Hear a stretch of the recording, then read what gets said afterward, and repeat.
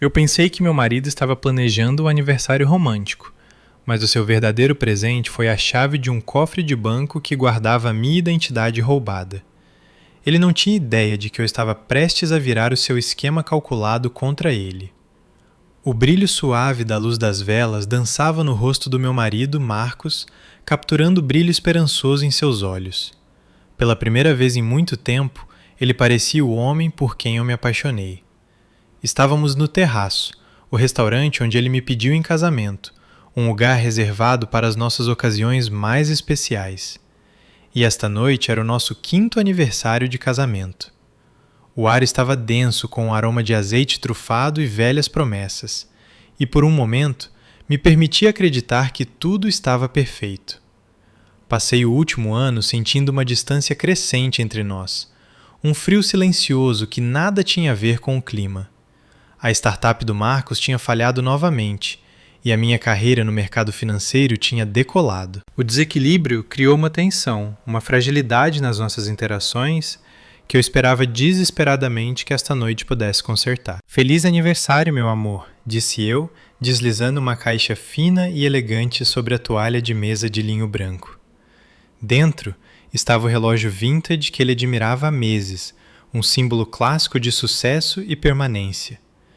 Eu tinha usado uma parte significativa do meu bônus anual para comprá-lo, querendo dar a ele um pedaço da vitória que eu sentia que ele estava perdendo. O rosto dele iluminou-se quando a abriu, um sorriso genuíno e espontâneo que alcançou seus olhos. Mariana, isto é... Uau! Você não devia ter feito isso. Ele prendeu-o no pulso, admirando a forma como a luz batia no aço polido. É incrível. Obrigado. Ele inclinou-se sobre a mesa e beijou-me. Um beijo verdadeiro, cheio de calor. O meu coração inchou de alívio. Talvez fosse isto. Talvez este fosse o ponto de virada. Tenho algo para você também, disse ele, com o sorriso tornando-se um pouco tímido. Ele colocou a mão no bolso interno do paletó. Senti uma palpitação de antecipação. Talvez fosse uma viagem surpresa, um fim de semana intrancoso para nos reconectarmos.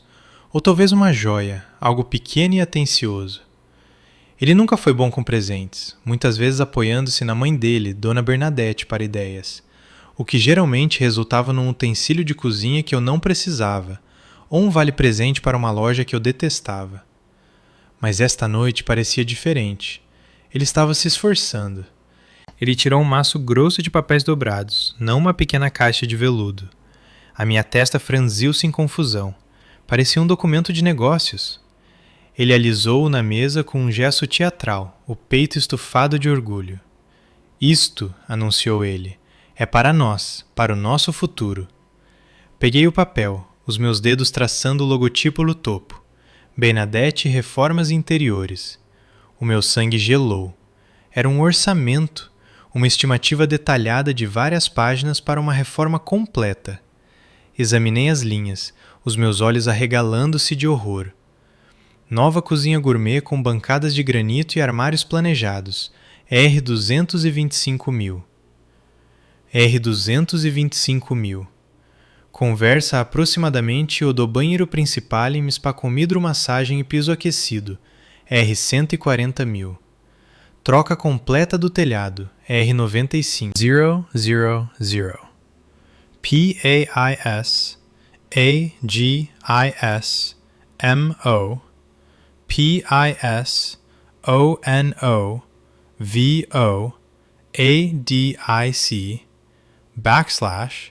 CA tilde ODEU MAVARAND AGOR MET ALIST ACONT INUA VAS EMP ARAR VIREIP ARAAUL TIM APAGINA OCORAC /CA tilde OMARTELAN DOCONT RAASMINHAS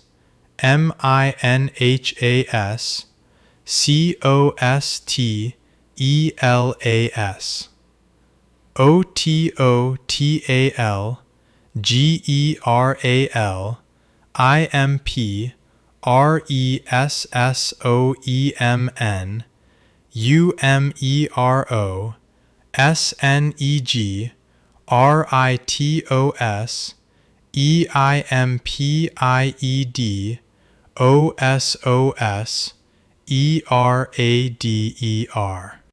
95 Paisagissimo, Pisanovo, Adice. Atilde Odelma, Varanda Gourmet. A lista contínua va sem parar. Virei para a última página, o cora C, /C, ao martelando contra as minhas costelas. O total geral, impresso em numeros negritosos e impiedosos, era de 785 mil. Olhei para ele completamente perplexa. Um riso nervoso escapou dos meus lábios. Marcos, o que é isto? É algum tipo de piada? Uma amostra de um projeto que você está pensando em começar? Ele balançou a cabeça, o sorriso inabalável. Não é piada, querida. É para minha mãe. A casa dela está caindo aos pedaços há anos. Você sabe disso. Decidi que estava na hora de fazermos algo a respeito. Um presente real do filho e da sua maravilhosa nora. O uso da palavra nós pairou no ar como um cheiro ruim. Escolhi as minhas palavras com cuidado. Marcos, isto é incrivelmente generoso da sua parte. Mas 785 mil reais? Não podemos pagar isso. A sua mãe sabe que estamos guardando dinheiro para a entrada da nossa própria casa. O sorriso dele apertou-se ligeiramente nas bordas. Ele tomou um gole do seu vinho, colocando a taça na mesa com um clique deliberado. Essa é a beleza da coisa, Mariana. A surpresa de aniversário. Ele inclinou-se para a frente, a voz caindo para um sussurro conspiratório, como se estivesse me contando um segredo maravilhoso. Não precisamos nos preocupar com isso. Você pode cobrir. Olhei para ele, certa de que tinha ouvido mal. O quê? O que você acabou de dizer? O seu bônus este ano foi enorme, certo? Ouvi você no telefone com seu pai. Este valor... Ele bateu no total obsceno no papel com o dedo. É apenas uma gota no oceano para você. Pense em como isso a deixará feliz. Ela merece. E é a maneira perfeita de você finalmente mostrar a ela que realmente faz parte da família. A implicação atingiu-me como um golpe físico, que depois de 5 anos de casamento, de organizar todos os natais, de morder a língua a cada comentário passivo-agressivo que ela fazia sobre minha comida ou a minha carreira, eu ainda não tinha me provado. E a única maneira de o fazer era liquidando as minhas economias suadas para financiar a casa dos sonhos dela. O jantar romântico, o beijo, o relógio, era tudo uma performance, um preâmbulo para esta emboscada. Absolutamente não, disse eu, a minha voz baixa e tremendo com uma fúria que mal conseguia conter. Esse é o meu dinheiro, Marcos. Dinheiro pelo qual trabalhei, para o nosso futuro, não para a varanda da sua mãe. Ele suspirou, um som longo e teatral de um homem sobrecarregado pelo egoísmo da esposa. Olhou para mim, a expressão mudando de marido esperançoso para pai decepcionado. Eu tinha medo que você fosse assim, tão curta de visão. Ele tirou outro documento do paletó, este uma única página, e deslizou-o pela mesa. Era um contrato assinado. A assinatura dele estava no fundo, ao lado de uma linha designada para a minha.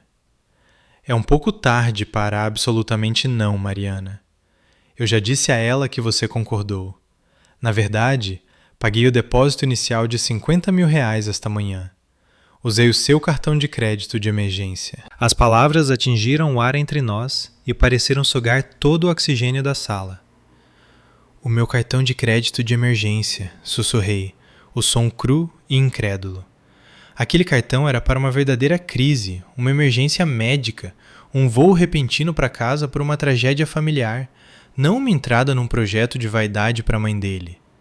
A violação foi tão profunda, tão íntima, Parecia que ele tinha enfiado a mão no meu peito e roubado algo vital. O ambiente romântico do restaurante azedou ao meu redor. A luz das velas agora parecia sinistra. A conversa abafada dos outros clientes, um lembrete insultuoso de um mundo normal que eu já não habitava. É uma emergência, disse Marcos, a voz assumindo um tom paternalista como se explicasse um conceito simples a uma criança. O aquecedor da mãe está nas últimas. O telhado vaza toda vez que chove. E se acontecesse algo com ela? Estou apenas sendo um filho proativo e carinhoso. Pensei que você, de todas as pessoas, entenderia. Você usou o meu cartão sem a minha permissão. Você cometeu fraude, Marcos, por R$50.000. A minha voz estava perigosamente calma. O choque inicial estava endurecendo numa raiva fria, dura como diamante. Comecei lentamente a recolher as minhas coisas, a minha bolsa, o meu casaco das costas da cadeira. O jantar de aniversário tinha acabado. O casamento talvez também estivesse. Não seja tão dramática, Mariana, sibilou ele, os olhos correndo ao redor para ver se alguém estava ouvindo. É o nosso dinheiro, o que é seu é meu, lembra? Na riqueza e na pobreza. Bem, agora você é a rica. É a sua vez de assumir. É assim que uma parceria funciona. Uma parceria, quase ri. Uma parceria sobre objetivos compartilhados, Marcos. Decisões compartilhadas.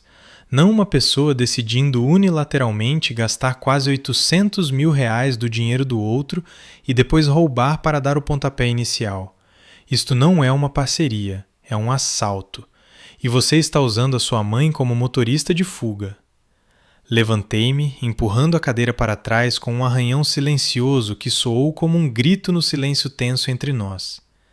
Vou para casa, falaremos sobre isso mais tarde. Não, você não vai a lugar nenhum, disse ele, agarrando meu pulso. O aperto dele foi surpreendentemente forte. Você vai sentar-se e vamos terminar este jantar de aniversário. Você não vai me envergonhar. Olhei para a mão dele no meu braço, depois de volta para o rosto dele. O homem que eu pensava conhecer tinha desaparecido, substituído por este estranho, desesperado e arrogante. Tire a mão de mim, Marcos, agora. O meu tom não deixou espaço para argumentos. Ele recuou como se eu lhe tivesse dado um tapa e soltou. Virei-me e fui embora, sem olhar para trás, deixando-o sentado lá com o contrato fraudulento da mãe e o meu robalo mal comido. O trajeto para casa foi um borrão de semáforos e lágrimas que me recusei a deixar cair. Cada memória dos nossos 5 anos juntos era agora suspeita, manchada por esta nova realidade. Ele sempre foi assim? Tinha sido demasiado cega, demasiado apaixonada para ver?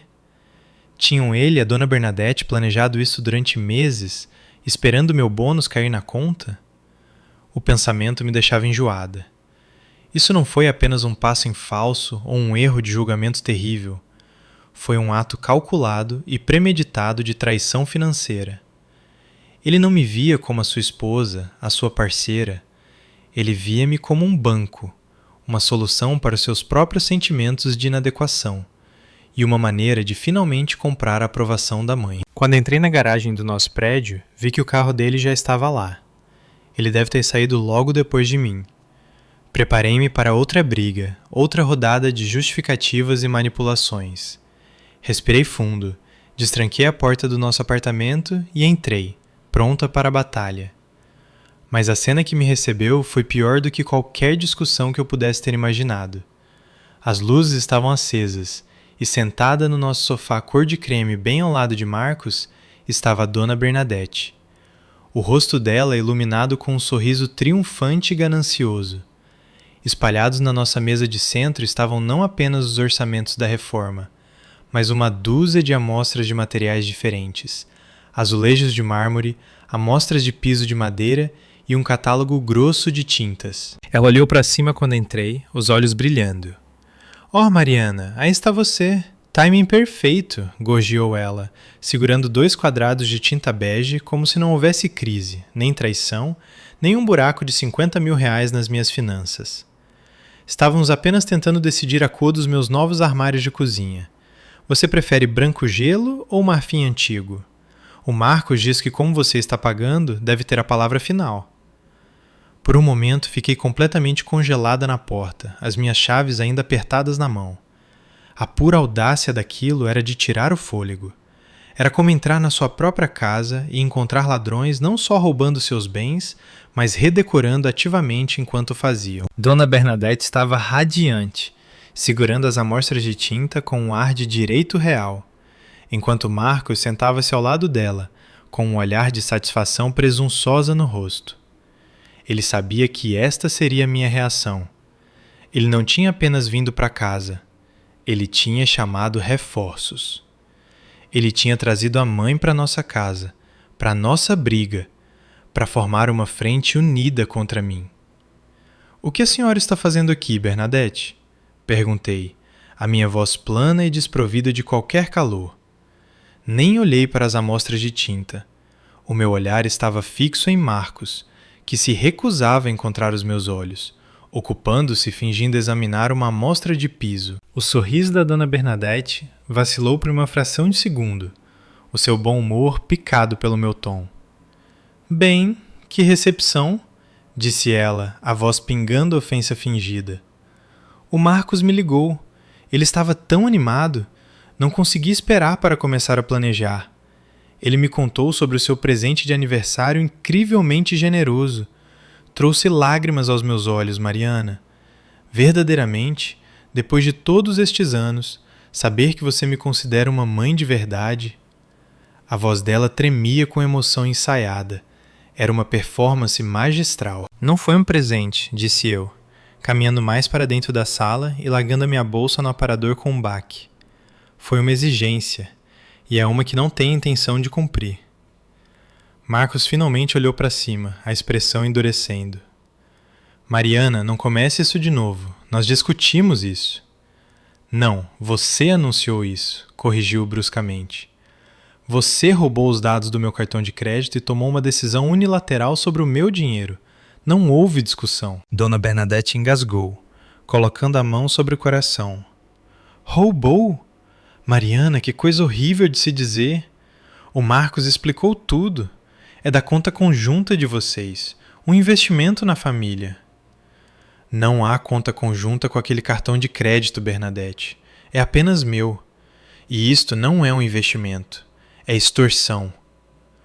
Podia sentir o meu controle escorregando. Eles estavam distorcendo as minhas palavras, reescrevendo a realidade bem na minha frente. Eram uma equipe, e eu era a oposição. "Agora escute aqui", disse Dona Bernadette, a voz perdendo a doçura açucarada e assumindo o tom de aço que eu conhecia muito bem. Ela levantou-se, uma mulher baixa e formidável que parecia triplicar de tamanho quando estava com raiva. "O meu filho tem trabalhado até o osso há anos, tentando fazer você feliz, tentando dar-lhe a vida que você quer. Ele teve um pouco de azar, só isso. E agora que você é a única com um pouco de sucesso, quer guardar tudo para si mesma. Você é a esposa dele. É o seu dever apoiá-lo. E apoiá-lo significa apoiar a família dele. Eu." A pura e inalterada arrogância deixou-me sem palavras. Ela realmente acreditava nisso. Na cabeça dela, a minha renda não era minha. Era um fundo de recursos familiar onde ela e o filho tinham o direito de mergulhar sempre que quisessem. "O meu dever é para com o meu marido e o nosso casamento, Bernadette, não para com as suas novas bancadas de granito", retruquei. "E este esquema está destruindo o nosso casamento." Olhei para Marcos implorando com os olhos. "Diga a ela, Marcos, diga a ela que isto é loucura. Diga a ela que você cometeu um erro." Marcos levantou-se e caminhou para ficar ao lado da mãe, criando fisicamente a sua aliança. Ele colocou um braço reconfortante em volta dos ombros dela.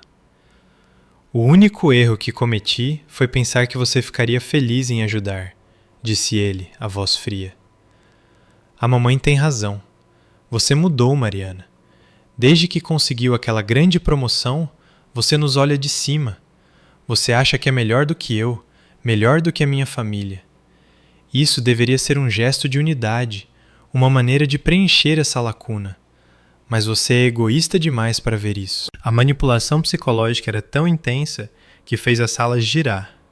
Eles estavam me pintando como a vilã, a mulher de carreira de coração frio que não ajudaria a sogra necessitada. Era uma armadilha, e eu tinha caído nela. Eu sabia então que discutir era inútil. Eles nunca veriam a minha perspectiva. Eles existiam numa ilusão compartilhada, onde os meus bens eram deles para tomar. Tudo bem, disse eu, uma clareza repentina e arrepiante cortando a minha raiva. Vocês querem falar sobre finanças? Vamos falar sobre finanças. Caminhei até minha escrivaninha no canto da sala de estar, destranquei uma gaveta e tirei uma pasta. Era onde eu guardava todos os nossos documentos importantes. Caminhei calmamente de volta para a mesa de centro, passando direto por uma Bernadette boquiaberta e um Marcos confuso. Não parei por aí. Fui até a porta da frente, abria e coloquei a pasta do lado de fora, no corredor. Então virei-me para encará-los. Vocês têm 5 minutos para sair do meu apartamento, disse eu, a minha voz firme como pedra. Marcos riu, um som curto, agudo e incrédulo. Seu apartamento? Mariana, nós moramos aqui juntos. Você está sendo histérica. Não, Marcos, disse eu, pegando o celular do bolso. Você mora aqui. O apartamento está no meu nome. O contrato de aluguel, as contas de luz, tudo. Porque o meu crédito era melhor quando nos mudamos, lembra? Legalmente você é um hóspede, e a sua mãe é uma hóspede de um hóspede. Os seus 5 minutos começaram a 1 minuto. Dona Bernadette zombou. Você não ousaria. Para onde ele iria? Não me importo, disse eu, olhando diretamente para meu marido. Mas eu cansei. Cansei de ser um caixa eletrônico ambulante. Cansei de ser feita sentir-se culpada pelo meu próprio sucesso. Quero vocês dois fora daqui, agora. O rosto de Marcos contorceu-se de raiva. Ele viu que eu não estava blefando. Isso não era mais uma negociação. Você está cometendo um grande erro, Mariana. Você vai se arrepender disso. A única coisa de que me arrependo é não ter visto isso antes, respondi. Ele pegou o casaco, os movimentos bruscos de raiva, e conduziu a mãe, que agora murmurava sobre o meu desrespeito chocante, em direção à porta. Ele parou na soleira, virando-se para me dar um último olhar venenoso. Tudo bem, você quer jogar assim? Você quer ficar sozinha com todo o seu precioso dinheiro? Ele enfiou a mão no bolso e jogou algo no chão aos meus pés. Era uma única chave pequena. Não se incomode em me ligar, o meu advogado entrará em contato. Ele bateu a porta, deixando-me no silêncio repentino e ensurdecedor do meu apartamento. Olhei para a chave no chão. Não era uma chave do nosso apartamento. Era pequena e de latão, claramente uma chave de um cofre de banco. A minha mente acelerou. Nós não tínhamos um cofre no banco. Enquanto me abaixava para pegá-la, o meu celular vibrou com uma notificação de mensagem de um número que eu não reconhecia. Abria. Era uma única foto. O meu sangue virou gelo.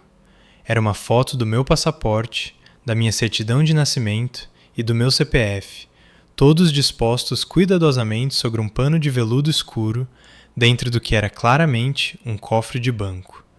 A mensagem embaixo dizia: agora podemos discutir a reforma como adultos civilizados. Você terá notícias minhas. O mundo inclinou-se no seu eixo. Olhei para a foto no celular, depois para a chave de latão na minha mão, a minha mente lutando para conectar as duas coisas. Ele tinha minha vida, não apenas os símbolos dela, mas os documentos reais que provavam a minha existência, a minha cidadania, a minha identidade. Quando ele os tinha pegado? Eu os guardava numa caixa trancada à prova de fogo no fundo do meu armário. Ele deve ter ido lá, arrombado a fechadura, ou encontrado a chave reserva que eu tinha escondido e os pegado. Há quanto tempo? Semanas? Meses? Isto não foi um ato espontâneo de retaliação por eu tê-lo expulsado. Isto era um plano, uma contingência, uma peça de chantagem meticulosamente preparada que ele tinha pronta para usar no momento em que eu me recusasse a obedecer. O silêncio do apartamento já não era um conforto. Era ameaçador. Cada sombra parecia conter uma nova ameaça. Cada estalo do prédio, uma nova traição. A minha casa, o meu santuário, agora parecia uma jaula. Ele ainda segurava a chave para a presunção da mensagem de texto. Agora podemos discutir a reforma como adultos civilizados, ecoava na minha cabeça. Ele achava que me tinha nas mãos. Ele acreditava que, mantendo a minha identidade refém, Poderia forçar-me a drenar as minhas contas e despejar o trabalho da minha vida na cozinha cafona dos sonhos da mãe dele. A pura crueldade calculada daquilo era sufocante. Este era um homem com quem eu tinha compartilhado a cama, um homem que eu tinha prometido amar e confiar, e ele estava planejando me controlar, me quebrar o tempo todo. O meu primeiro instinto foi chamar a polícia, denunciar o roubo dos meus documentos, denunciar a extorsão. Mas parei. O que eu diria? O meu marido pegou o meu passaporte? Eles chamariam isso de desentendimento doméstico. Diriam para eu me resolver com ele, para contratar um advogado. Eles não veriam a intenção sinistra por trás disso, a teia de coerção que ele estava tecendo. Marcos era esperto. Ele faria o papel do marido preocupado com a esposa histérica. Ele alegaria que estava apenas guardando-os em segurança para mim. Não, envolver as autoridades agora seria um erro. Ele apenas aumentaria a aposta. Eu tinha que pensar.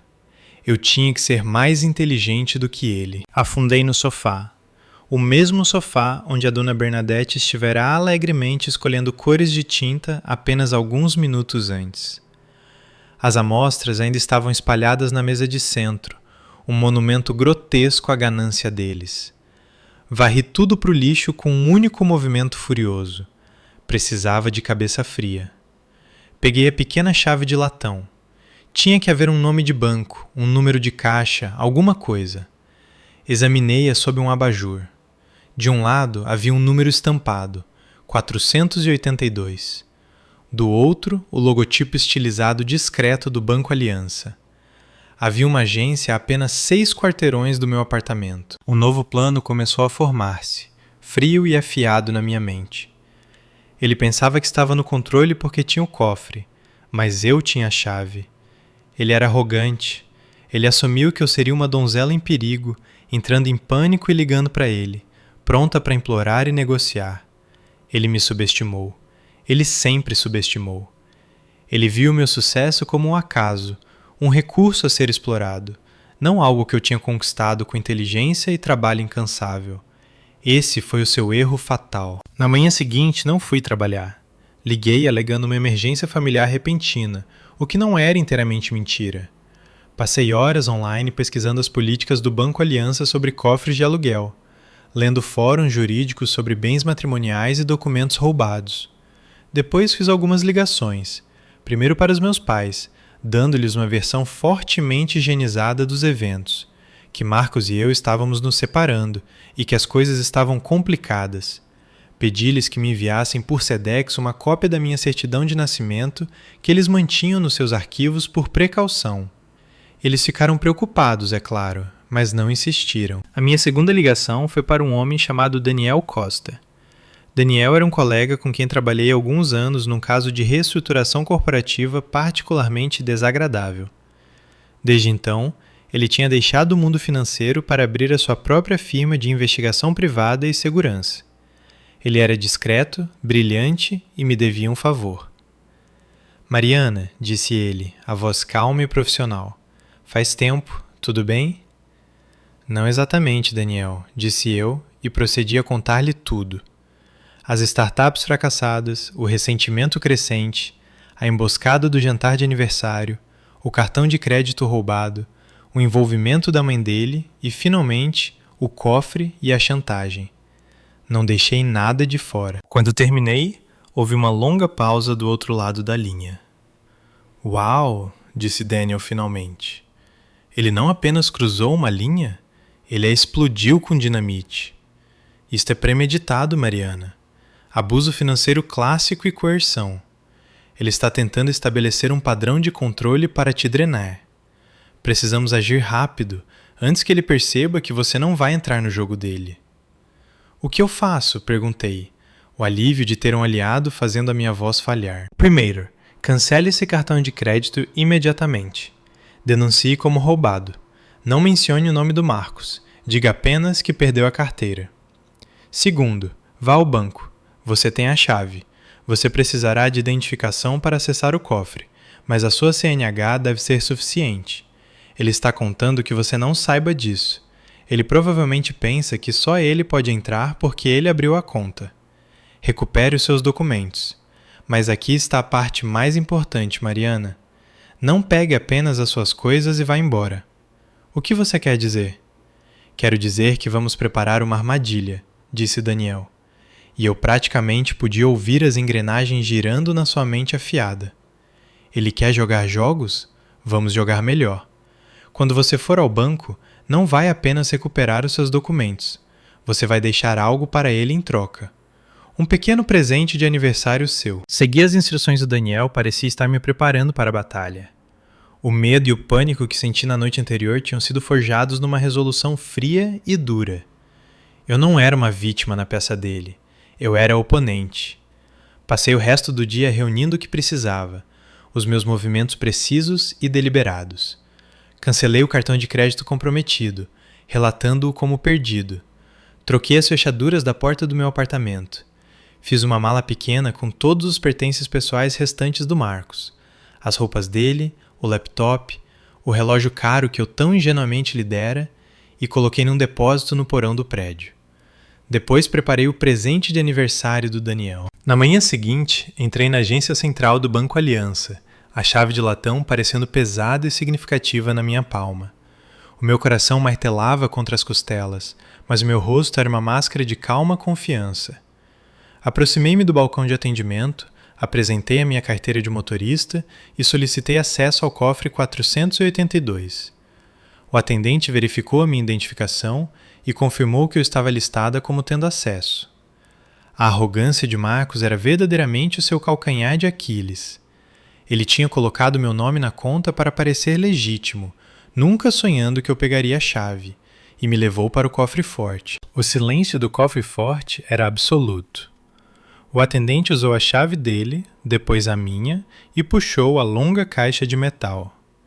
Ele colocou-a numa mesa numa sala de visualização privada e saiu, fechando a porta atrás de si. Por um momento, apenas olhei para a caixa.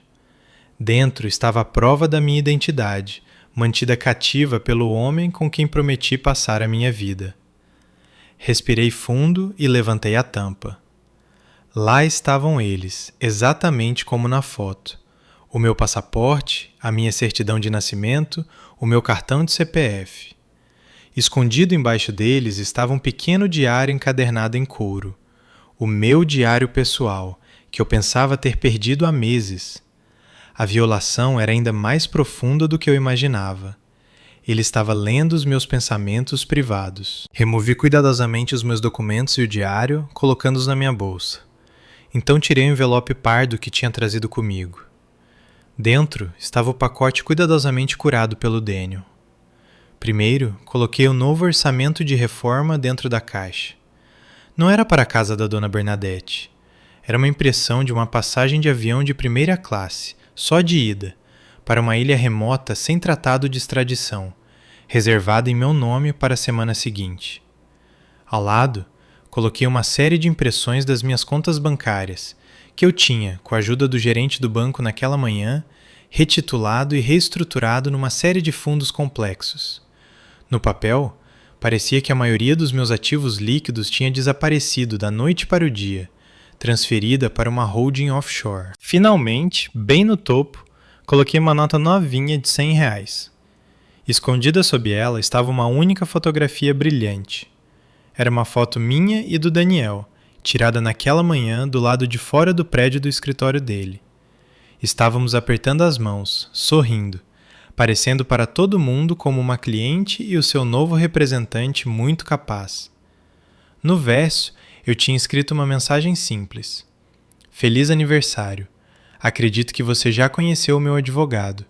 Ele entrará em contato sobre o processo de divórcio e os R$50 mil que você me deve.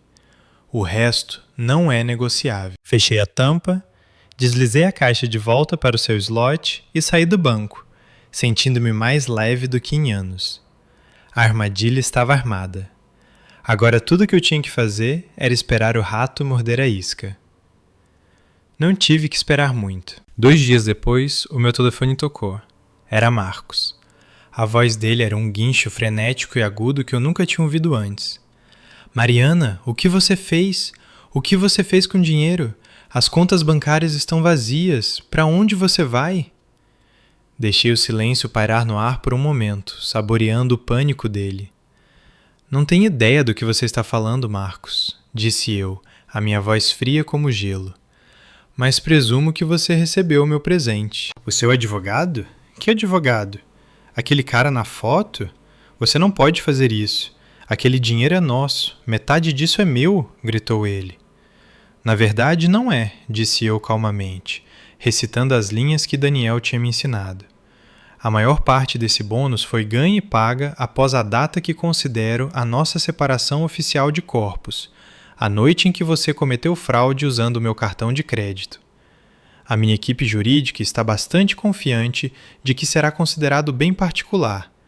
Quanto aos bens pré-separação, tenho certeza de que podemos chegar a um acordo depois que você reembolsar os R$50 mil que roubou. Ouvi um gaguejar do outro lado da linha. Você não pode. A mamãe está esperando.